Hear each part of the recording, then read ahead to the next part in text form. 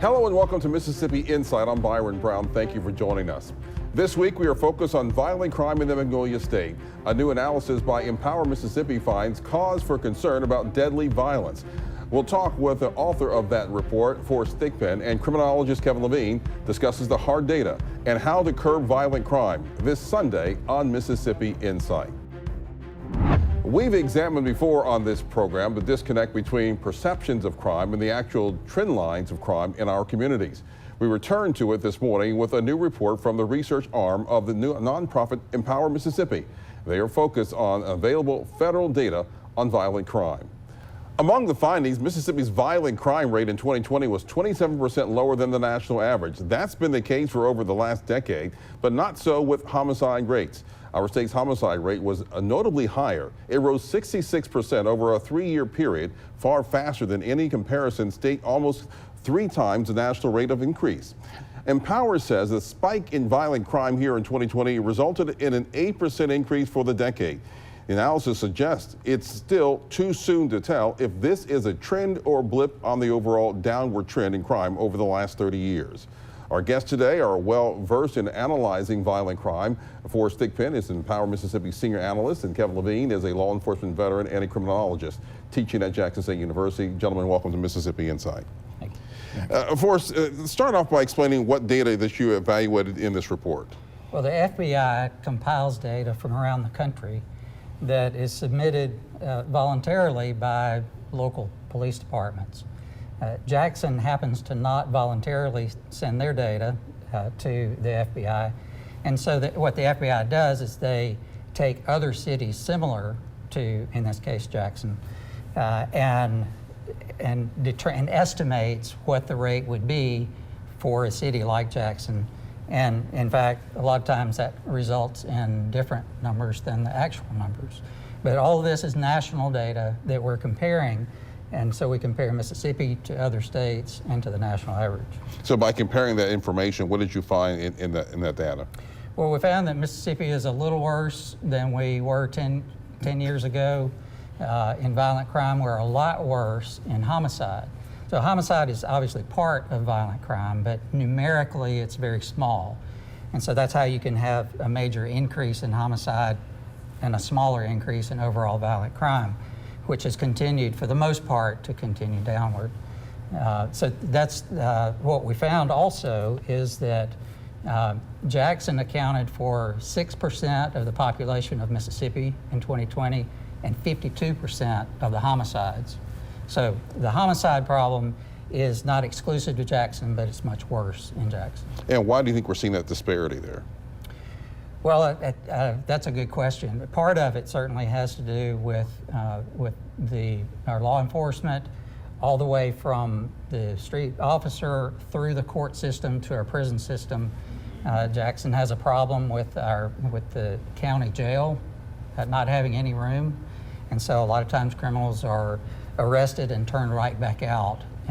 And so that encourages crime, discourages police, and we have a huge shortage of police in Jackson as well. Hey, Kevin, I mean, you've looked at this report, your thoughts on what you've seen and what we're hearing right now.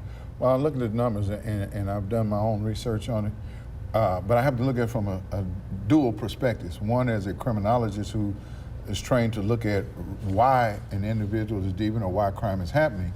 Then I have to look at it from a law enforcement standpoint as to what constitutes criminal activity, deviancy, and clearance rate and all of those. So I was impressed with what he had compiled, and I agree with, but we have to look deeper as to, from a criminology standpoint, as the root cause. And 2 theories that I trained to look at and I subscribe to is one, social disorganizational theory, which says that unequal disproportion of resources leads to crime or could lead to violence. You have your, I've got to bring it, the Chicago school study, where we got the broken window theory from. And so a lot of academics will say those 2 are outdated. Well, no, they're blueprints. You can remove the cause and the situations back from when those studies were done and just plug and play the causes that we're having now in our society, which is we have lack of parental guidance in the homes. We have that unequal distribution of resources filters down to our school system. As a professor, I get students that for the first time, they get homework. And a lot of them are from the Jackson Public Schools. And why? Because they didn't have books to take home to do homework with. And it frustrates a lot of those students. So they get disenfranchised, and then you'll have a high rate of dropout at that level. So there are a multitude of reasons to explain why, but on the violent crime side, I can surmise, if we were talking before, that there has been a shift on the streets, where I work on the streets with street crime. When we arrest these individuals, I'm starting to see I got vice lords being arrested with folk. And that's unusual. These guys are generally mortal enemies on the street, but what happened is the mentality that you find, a culture, I should say, in prisons where gangs unite for survival based on race.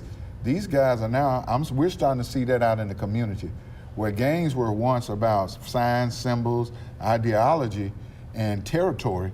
Well, the territory is still there. The ideology has changed to drugs and making money. So now you have once where there's a neighborhood that had vice lords on one side of the street and folks on the other, they're together. That neighborhood is united, and now they're battling over the drug industry in Jackson, where this neighborhood is against that neighborhood. So now it's widespread, and that's a reality that we're seeing on the street level.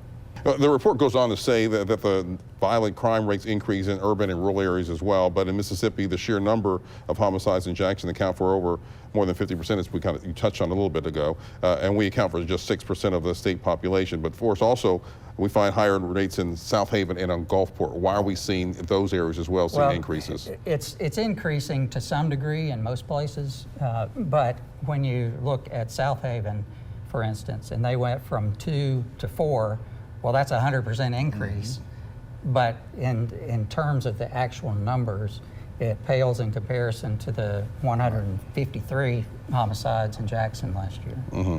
And Kevin, if we even get the city agencies have greater resources to fight crime, they're stretched really thin. So how would that make a difference? I mean, Jackson at one point, years ago, they were trying to get to 500 officers. They're below 300 now or something to that effect. What's happened here? Well, when I came on in the 18 recruit class, our class was supposed to be that 500. So we've been chasing that number since the 90s, early 90s, 91 to be exact. So the resources has to be not only just on the law enforcement side, but the court side. We have a thing that, and I want to say this, but I'm not trying to point out, be political. You have one group that thinks alternative sentencing is strictly Democrat. It's not. It's not Democrat nor Republican. It's a solution to solving why these individuals are deviant instead of just warehousing and locking them away and throwing them away. So what that means, we're going to have to spend more money, not only just the law enforcement side, but in the CJ system alone, corrections, courts, more judges, more alternative solutions so these individuals won't recidivate. The recidivism rate is the danger that's going on in Mississippi. We have to get our recidivism rate down. And that has to be done through the courts, through corrections, and working with law enforcement and other community stakeholders that could be advocate groups such as Empower Mississippi to advocate for more funding outside of just arresting and throwing away the key. We cannot arrest our way out of this. That's right, and most people who commit crimes after they get out of prison do so within the first year, yes, and really within the first 6 months. And that's because if they have not had training or treatment for anger management or for drugs or for mental health issues, then they're just going right back to where they came from with no tools to do anything different.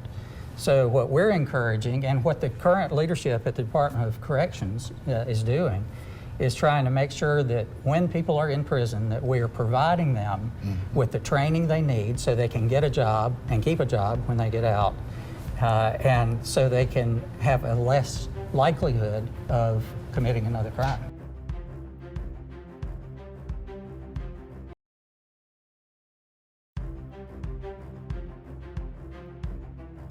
The Empower analysis also examines whether policy changes in recent years have impacted violent crime rates. Here's a quote from that report saying, quote, basing policy decisions on media, including social media narratives and anecdotes, can result in unintended consequences that squander tax dollars without actually reducing violent crime.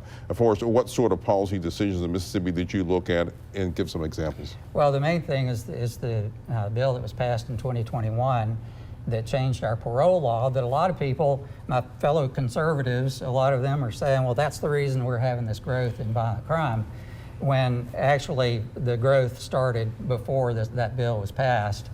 And as regards to homicide, there is no parole for homicide. Mm-hmm. So we looked at the things that have been done, and we said the people who tend to slide into the rut of saying, well, let's just lock them up and lock more people up, and those who slide into the route of, well, it's not really their fault, so let's let them out, there is a different way. And it's not really a middle path, it's just a third path that says there is a way that can lead to less incarceration and less crime.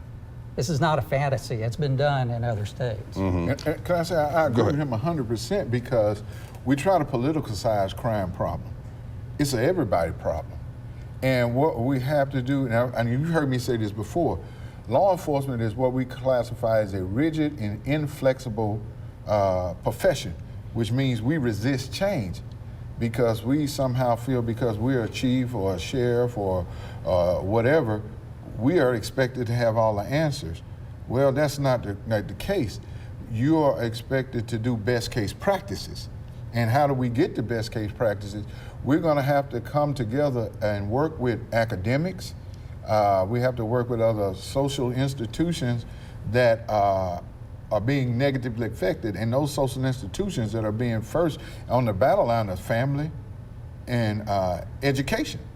That's the where we're seeing things go wrong in the home. And let's think about this. If a child is expelled from school in the 6th grade, okay, who's gonna train that child?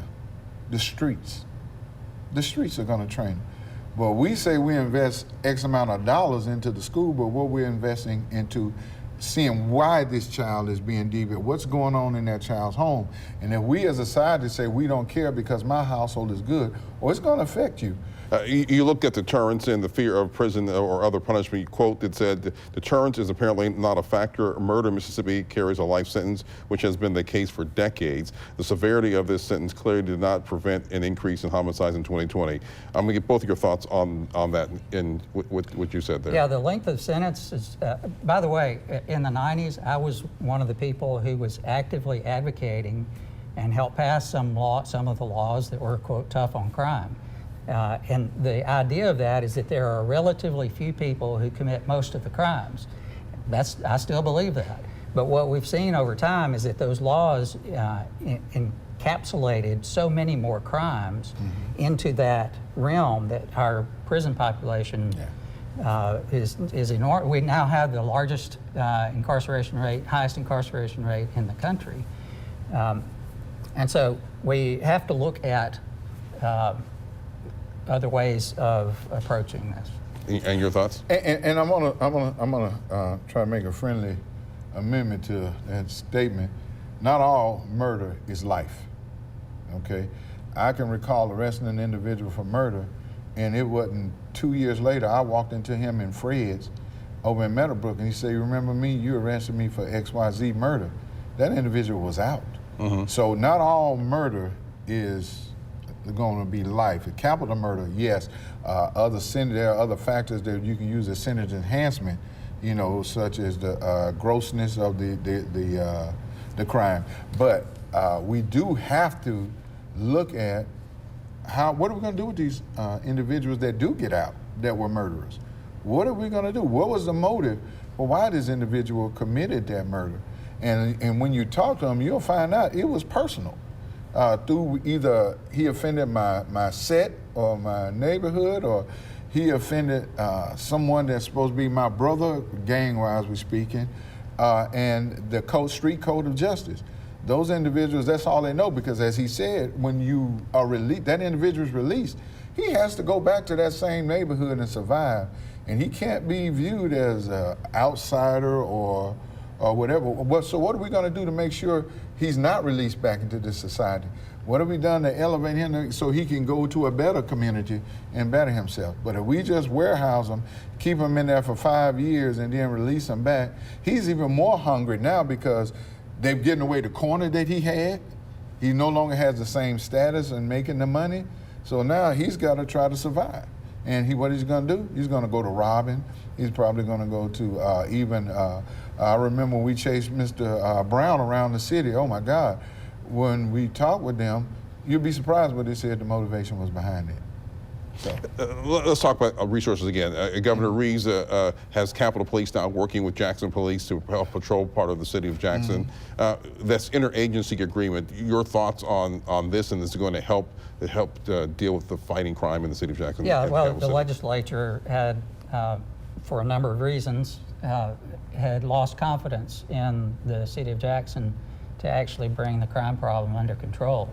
And so the Capitol Police Force that used to just have jurisdiction over government buildings the legislature expanded their area that they cover, and the people who live there apparently feel a lot safer. They're out walking their dogs at night where they didn't feel safe before. There is probably in the next legislative session, they'll probably expand that area. And so it is a matter of the legislature's perspective that they have to do something in the capital city, and this is the way they've decided to approach it. Kevin, your thoughts on this interagency agreement or what's going on? Well, it's a creative way of problem solving, resolution, using best case practice, increasing resources without increasing one agency's budget, which is limited. Because in Mississippi, most people don't realize that metro policing is unconstitutional. So this is a way around metro policing by changing the Constitution to expand the jurisdiction of Capitol Police and their role, which is spelled out in our state constitution. So you amended that, but it gives a perception of metro policing, but it's really not. But you get the benefits of metro policing by increasing the visibility of law enforcement in these problem areas. So I welcome it wholeheartedly, and I know some people, I'll get some pushback, but it's not about the practice itself.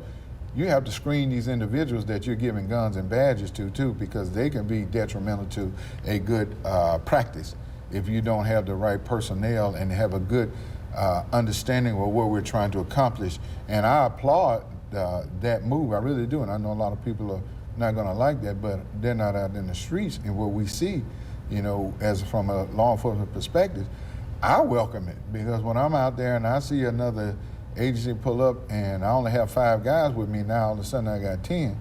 Okay, I can appreciate that. All right, gentlemen, we thank you, and thank you for joining us for this edition of Insight. Appreciate you. Thank you. Thank you. All right, and we'll be right back.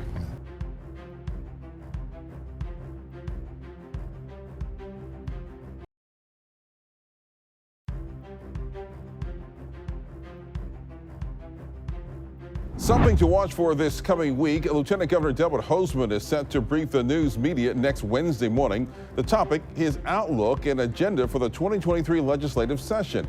It's set to begin next month, and the Lieutenant Governor presides over the state Senate. Senators and House members will consider calls to support the state's struggling hospital network, boost education funding, and address infrastructure problems. They'll also have to weigh House and gubernatorial proposals to reduce or eliminate the state income tax. Watch 12 News for that coverage. Last Thursday, House and Senate Democrats hosted the second in a series of public hearings on possible reform to the TANF program in Mississippi. That federally funded program remains under fire in Mississippi amid a multi-million-dollar fraud case involving state authorities. 12 News' Richard Lake was at the hearing. That's the first thing we would do, reduce the size of government, take off those layers, and help people go back to work. There are general laws on the books that set up bureaucracies, monitoring, paperwork regarding this program. We need to repeal all that. In 2021, Mississippi accepted only 99 of the nearly 1,400 TANF cash assistance applications received, an approval rate of 7.1%. Mississippi's TANF program is also filled with many punitive sanction policies. So much as missing an appointment with a caseworker could be enough to deny someone's application. Money is in the bank to help poor families in Mississippi, and they're not getting it. They're not getting it because of bureaucracy and bad management. According to advocates, the amount of funds families are receiving is another flaw in the program. Currently, the maximum amount a family of 3 can receive is only $260 a month.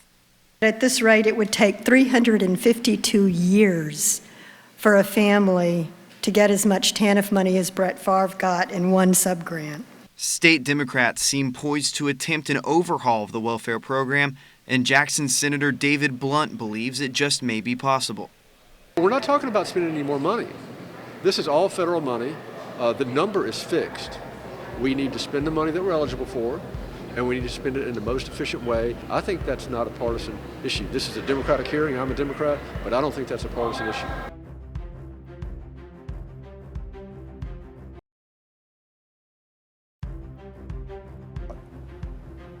Big thanks to Forest Thigpen and Kevin Lavine for joining us this week. We'll be back next weekend with more of the political and current affairs coverage that you demand.